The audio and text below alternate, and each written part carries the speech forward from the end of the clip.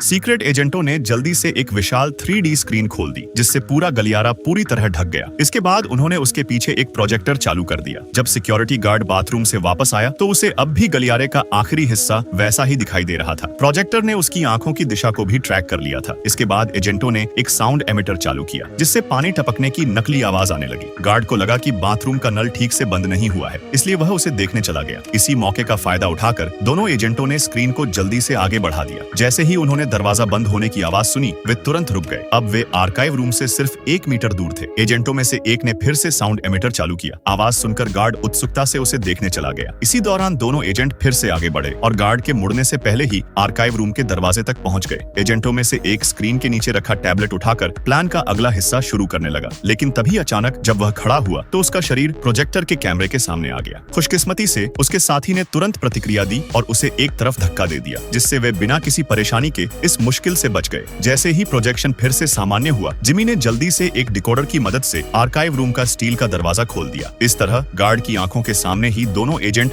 दुश्मन की सैन्य खुफिया जानकारी चुराकर वहां से निकल गए। जब शिफ्ट बदलने के लिए दूसरा गार्ड आया, तभी पहले गार्ड को कुछ अजीब महसूस हुआ। अब वहां एक अतिरिक्त व्यक्ति होने की वजह से प्रोजेक्टर सही तरीके से लॉक नहीं कर पा रहा था, जिससे गलियारे की तस्वीर बार बार हिलने लगी। जैसे जैसे वहां और लोग इकट्ठा होते गए, तस्वीर उतनी ही ज्यादा उछलने लगी। वे तुरंत जांच करने दौड़े और तब उन्हें एहसास हुआ कि उन्हें सिर्फ एक कागज की स्क्रीन से बेवकूफ बनाया गया था। पूरी इमारत में अलार्म बजने लगा और गार्ड दोनों एजेंटों की तलाश में निकल पड़े। लेकिन जिमी बिल्कुल भी परेशान नहीं था। पहले से तैयार की गई एक जनरल की पहचान का इस्तेमाल करके वह सफलतापूर्वक निकल गया।